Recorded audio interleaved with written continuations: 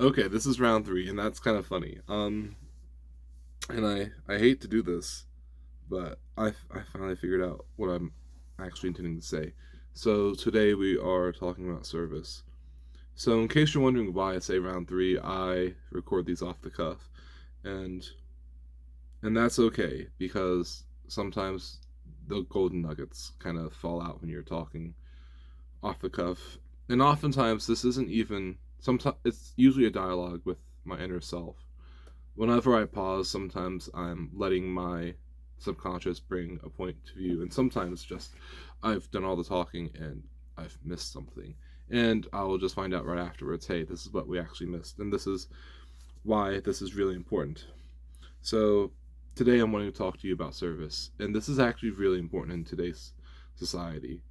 And in case you're wondering why this is important, um, hmm, the short answer is those who rule by fear we call tyrants, and those we rule by authority granted through service to serve those above and below them are considered leaders. And leadership is one of the greatest things we're missing in society today. We have so many tyrants. You can look everywhere. We have school teachers, we have politicians, we have police officers, we have tyrants. We have a lot of people who are thinking about themselves and do not think about what they're about the consequences of them failing will do to others. I'm going to read a piece from my book. It's a small piece. It's about 4 or 5 sentences, but it serves the greater purpose once you come to understand. Like it helps build on what I mean by our reason for service. I'm skipping the first sentence because it leads from the point in the conversation to where my character gets to this conclusion. And the conclusion will drag on because in dialogue usually more and more unlocks as you go. But this is just a small section which is really important to understanding why you don't want to be a tyrant in this world. Life is worth the pain of existence. It isn't even about you or your pain. The price of living was not negotiable or refusable, but it is better rather to find meaning in spite of the penalty of existence. Even when you get a terrible hand, you play it.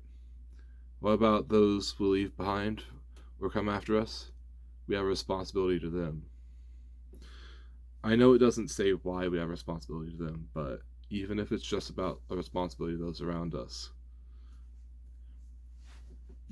what the sentence is accusing life of is being pretty. It's saying that life is tragic and we don't have a choice in that, but what we do have is a choice to help those who do suffer from the tragedies of life. We have a burden of service in this life. While we have all those burdens, it is because of those while we have all those penalties to existence, it is because of those we have a burden of service, not just to those who are close, not just not just those within. I say hierarchy loosely, but to those within our community. Communities tend to form into hierarchies rapidly, but also to those who are around us and to those who come after us. And that is why I am naming this series to those who come after me, to my sons who come after me, because this is mostly for men. Women can and probably should listen to this, and especially for their sons too. I don't know how long YouTube's going to be out. I will keep a backup of all my discussions. I say discussions, but even though they're mostly monologues, they are internal dialogues that I'm working out with you. And this is sort of like the Jordan Peterson approach, but it's more tailored to my style. I've I will go through the conversation about 3 or 4 times in my head, and I'll say it out loud and see what I'm missing when I'm trying to say it. He has different utilities at his disposal. He's used to public speaking. I am used to writing. So I can write out these eloquent lines that have 2 or 3 more times the amount of meaning than what they say, but it takes so much longer to unpack it. So that's why I'm doing this for you.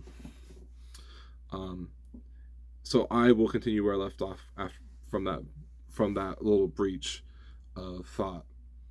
Because of the penalties of existence, we have a responsibility to help those who are around us. That's the overarching theme, and we'll come back to where that drags in, and it actually drags in a lot in current day life. But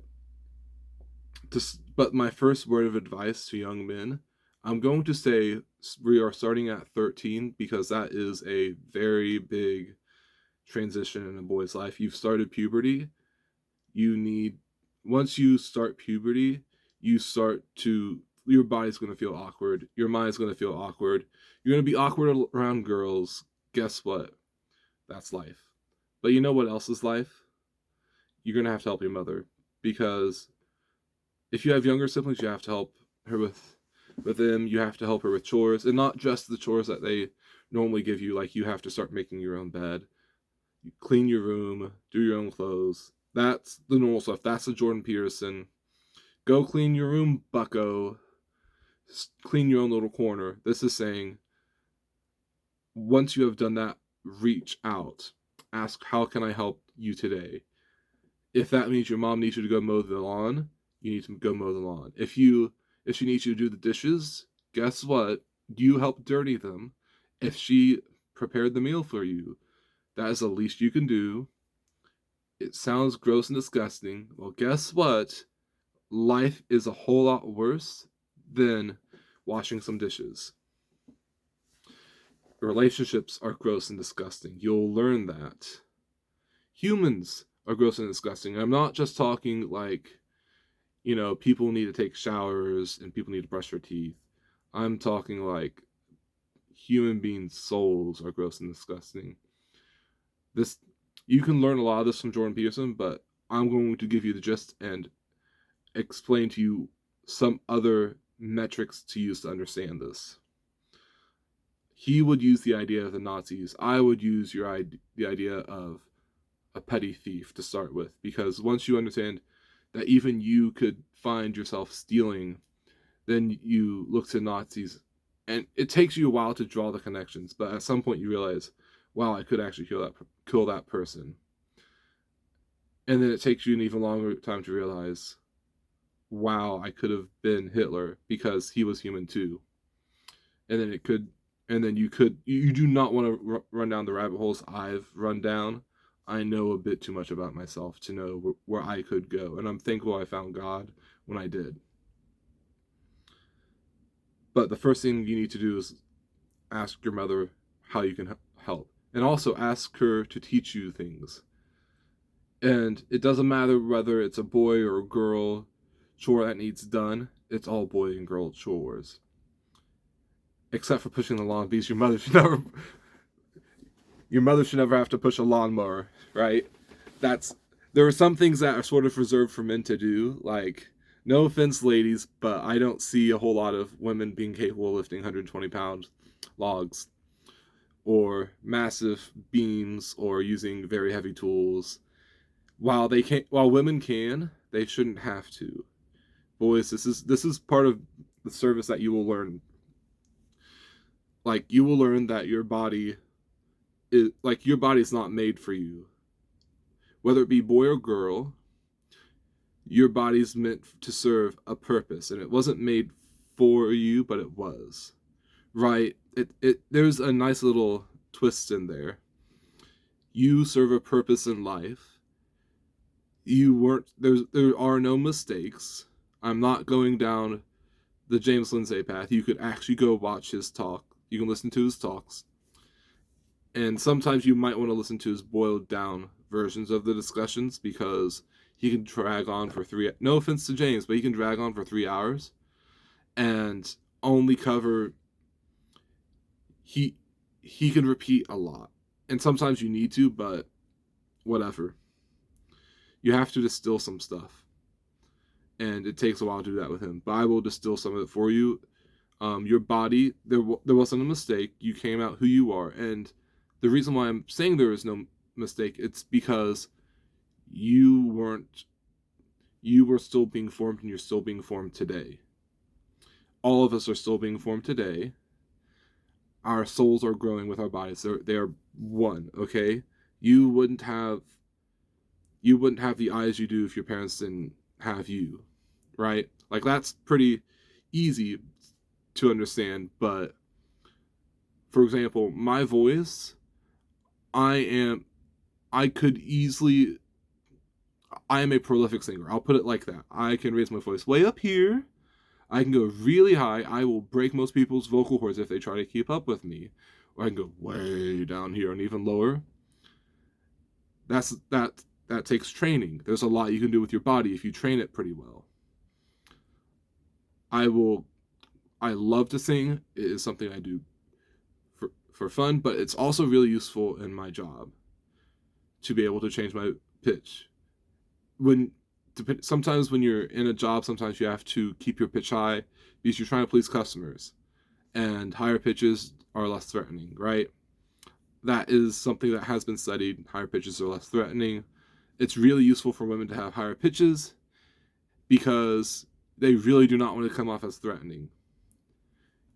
Even if it's just among other women, but you do not want, if a woman drops her voice around a man, she does not fear him. She is pissed at him. She is threatening him, right?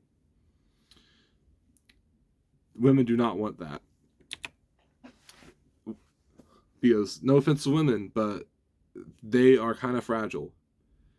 And in fact, women's bodies aren't even meant for them. They are meant, ladies, I don't care what the most recent feminist has said, your bodies are meant to produce babies and to care for them. And it's not just your reproductive systems that do this, it's your central nervous system that does this too.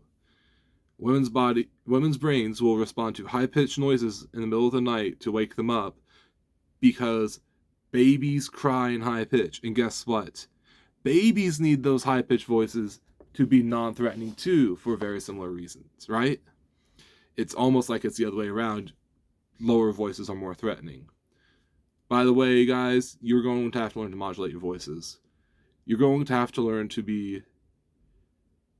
This is out of service. You're going to have to learn how to work in society, especially as we currently have women working in men's places. I'm not saying that women shouldn't have jobs. I'm saying that most women do. It is my firm belief that most women don't necessarily want a full-time job. They'd much rather work part-time and work with their kids because, as it turns out, like I said with central nervous systems, women like spending time with their kids.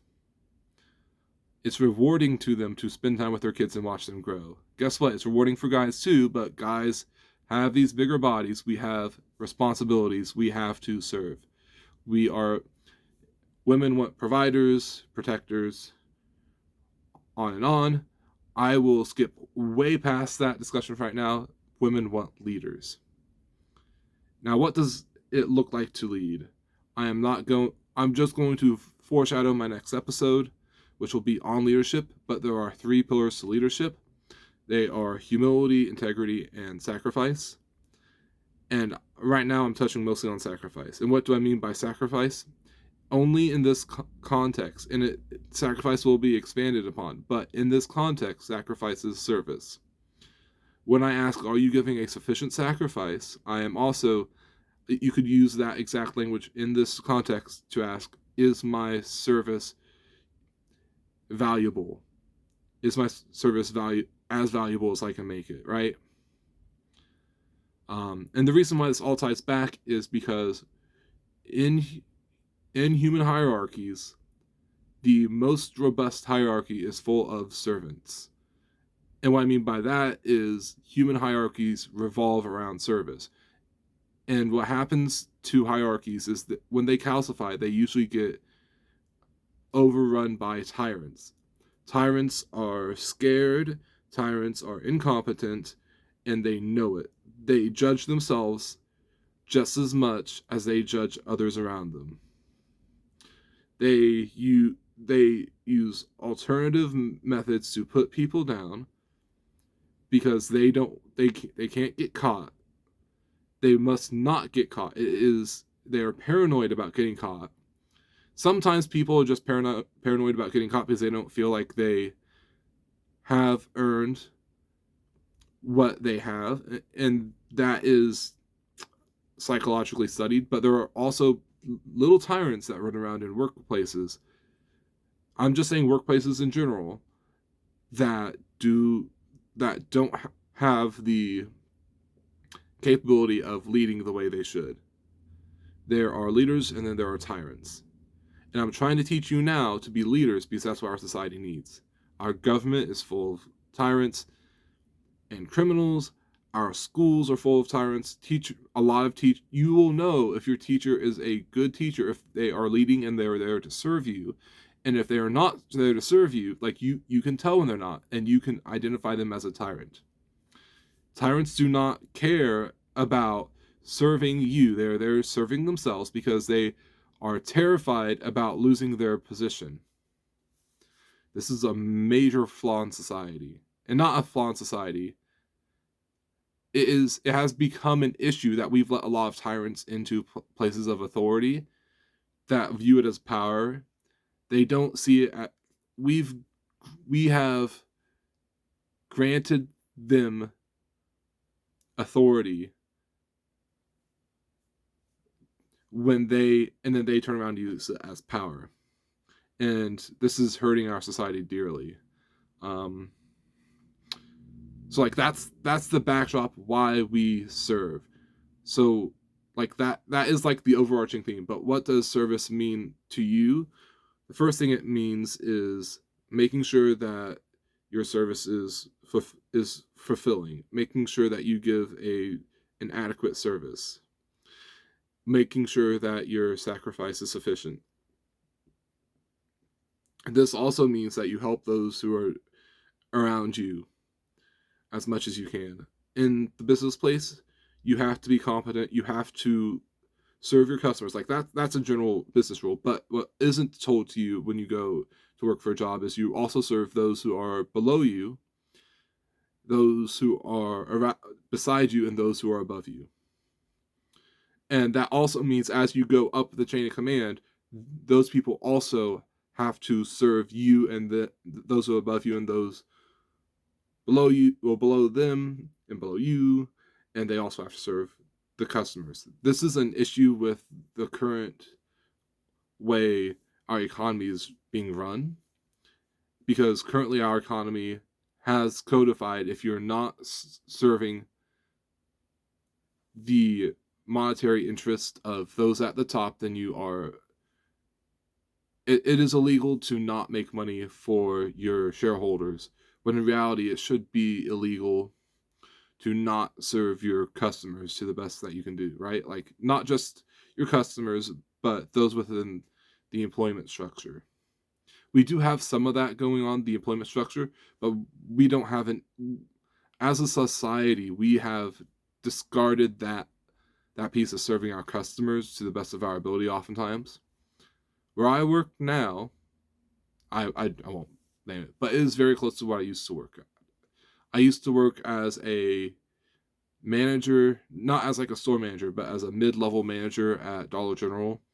I'm not saying which one, because then you could go ask and figure out where I work now, blah, blah, blah. But I used to work at Dollar General. I know 80 to 90% of the responsibilities of the manager, the assistant manager. Actually, I know all the responsibilities of the assistant manager. I know all the responsibilities of a key holder, which is where I was, and I know all the responsibilities of a cashier. And we are supposed to have stockers that come in and do that, but we don't. But Dollar General scrapes by without enough hours to run a store. Um, where I worked, my boss changed from a leader to a tyrant. He got sick one day and he missed a lot of work, and it was right around our inventory, and it just was not good. He says he almost died. I just think he wasn't taking care of himself. He wasn't giving a sufficient sacrifice. So after he came back and he wasn't pulling his weight, he became a scared little tyrant, and the store fell apart. Not only was everyone demoralized, but the assistant manager quit. I had to train a new I had to train a new guy up to a key holder, and then the key holder took the assistant manager's position. I was okay with that. I did not care to go full time at that job. I wanted my free time, and I should have taken that as a warning. Hey, this is not a good place to work. I see that now. But back to my discussion. My boss became a tyrant. He eventually decided to demote me. He did. People who are tyrants aren't looking at those around them to see what they can do to serve. They are looking at those around them to see how they can use you. And I know that sounds terrible, but that is exactly what's going on. Tyrants are about themselves. They aren't about serving those around them. They're not about providing an adequate environment for their workers. They're not about providing good customer service. They are worried about providing up so that way they don't get the boot. So when I got demoted, I just quit. It was not. It was hard when I got demoted, but I took it hard, but I quit because I realized I wasn't valued anymore. So here's the cool thing about service. When we can elaborate a bit on it, when you provide an adequate sacrifice, when you become competent at what you do, it shows those who are above you that you deserve, well, that you it shows those who are above you that you are capable of more than what they command of you, right? Like, once you've met their standards, I suggest you continue to work past that and exceed standards, right? So I am really good at customer service. Loss prevention will ask me, hey, what's going on with that customer? And I'll tell them exactly, hey, this is an Instacart person, or or I know this person, they just come in late and they don't get a register in time, so I help them check out. And my loss prevention can't even argue with me. They're just like, good job knowing your customers, right? Once you are good with, once you have mastered your job, your bosses will see what's going on and they will appreciate it. And not only that, but because you have mastered it, you now are less expendable. I get a lot of hours. I am the main closer at where I work. Some of that is because I just have that availability, but a lot of it's because I don't get tired of closing. The last hour to an hour and a half of my job is fun for me. I get to work directly with some customers that need the help. And then once I kick everyone out of the store, I go through, I clean stuff down. It's therapeutic to just be done with the day. I'm used to being a second shift person anyways. That's one of the issues I had with my first job. My boss was asking, "Can do you do better at closing or opening?" And I told him I'd like to start closing more, please, and he kept me opening. Anyways, once you become competent, you people respect you. People respect and value you. So it's harder for them to justify losing you. Not only that, but once people respect and value you, there will be doors that are open to you. I am trained to be a supervisor. Again, wow, it's been less than 6 months and you're trained to go back up in responsibility like you were at the last job. Yeah, because I realized my boss was a tyrant. I I wasn't working at my full potential because my boss wasn't trying to serve me. He wasn't trying to help fill in the gaps. he was using me to fill in his. Was there an issue? Was there an issue at work? Yes, and I was willing to not just look at me, but I was willing to look around. Also, another thing, don't do what I did normally. Look at yourself first. Make sure, like this is the importance about being competent. If you know you're competent, it's easy to walk past yourself and say, these are the things I know I'm doing right. Let's start looking elsewhere to see what's going wrong. If there are things you know you're not doing right, it's really easy to tell when you're not. So you can say, I need to fix these. Let's see what happens after I fix these. There's a lot of use. There's a lot of value in being competent, and that goes into service. You need to make sure your service is adequate. And that's why I'm saying help your mothers now learn from your mothers. Help your fathers now learn from your fathers. There's a lot you can learn to do, and you better learn to do it now, because you don't want to be in my position where I literally spent 4.5 years getting a degree that I will never use. Now, that doesn't mean I don't value it. I learned a lot when I went through university. And actually, when I pull the gist out, I probably have a better biological understanding than a lot of my professors, because I went and pursued a very specialized part of biology, which kind of rolls out and down. I knew my teachers were tyrants in university, and that was okay, my professors. And you just have to learn to put up with it. It's what killed my first degree program when I pursued biomedical engineering, and I figured out how to put up with tyrants. What I didn't learn how to do was put up with depression. You're going to have to learn how to figure out how to do that. I didn't figure it out until after university, and everyone has their own method to handling burnout and depression. And I say those as separate because I had both. And there will be one day when I talk about how I figured out how to handle that. And heads up, it was only in the last couple months since I learned how to do that, now that I'm working at this new job. And I think I will end with a story on service. And this one isn't a good story. And this is going to be literally at the end of my job at Dollar General, when I should have been reminding myself, this world isn't about me, this world is about the people I serve. We are here to serve each other instead of ourselves. At the end of my job, about 2 weeks before the end, one of my coworkers and best friends, he was under me, but that's just because he didn't want the position. He didn't want to be a key holder. He didn't care for the responsibility. I won't say his name, but he was accused of sexual harassment, and there was video evidence. And I still don't know if he was, but I should have stood up for him. He ended up getting fired the same day I got demoted, and it still hurts me today. So I will also say this: serve your brothers, make brotherly bonds, and don't fail on them. Yes, if someone is doing wrong,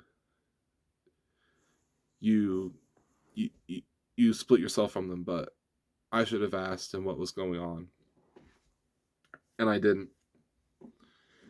By that time, I was depressed and burned out again, and a lot of that was having to do with my boss, my now 2 bosses that I didn't like, and I let that affect my friendship. I don't know if I'm ever going to be a friend of his again, because I didn't stand up for him. Sometimes your service is standing up for people, and in fact, it usually is standing up for people and helping them. Sometimes you have to be the person that others lean on till they can walk again, and that sucks, but you know what? You have to serve. You need to be courageous as a leader, because you have to ask yourself if you're going to let the tyrants have their way. and I let a tyrant have his way with my friend, and it sucks. Don't be like me. There have been many times when I've been a coward and it's caused more damage to me and to those, well, it's caused more damage to those around me, and because of that, I feel horrible. Be a leader. I will talk more about leadership in my next episode. And it is, you know what, I'm probably going to try to end my episodes with stories, because that starts to lead, well, that starts a good pattern, because I'm a storyteller, right? You know, I'm going to try to also end this with a positive. When I started where I work, I was lost. I knew I would be okay. I knew I'd make it work out. But it was really nice that my current bosses at the time had a lot of they had high expectations of me, and they were encouraging of me, and they were there to serve. They knew their customers, they knew the people around me. I actually walked in with a friend, thankfully, because there's someone that I started working with that I knew when I was much younger, when I was still a kid. That helped quite a bit, but I think I still would have been okay starting the job there.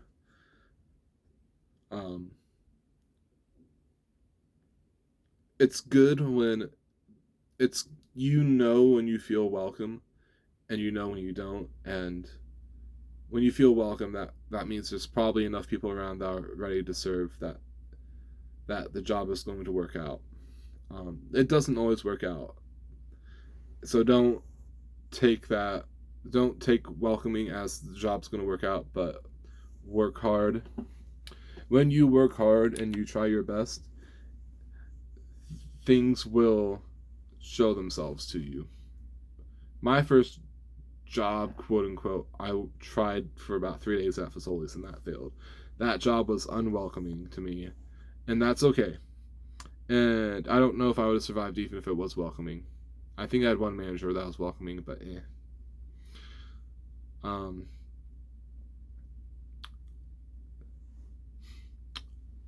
I want what's best for those who come after me.